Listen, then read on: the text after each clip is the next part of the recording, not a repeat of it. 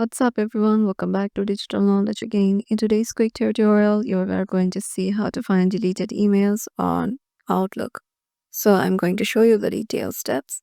So the first one is launch your Microsoft Outlook application, and then in the left pane, locate and select the deleted items folder. So to recover items, the first option you can choose is click on the recover items deleted from this folder at the top of the message list. And option 2 is click the recover deleted items from the server button on the home tab under the actions group. And choose the specific emails you want to recover. You can select individual emails or select all. And click on restore and selected items and then OK. The restored emails will be moved back to deleted items folder. And from there, you can move them to your desired folder, such as inbox or another custom folder. So yeah, this is how easily you can find deleted emails on Outlook. Hope this video helped you out and hope to see you in the next video.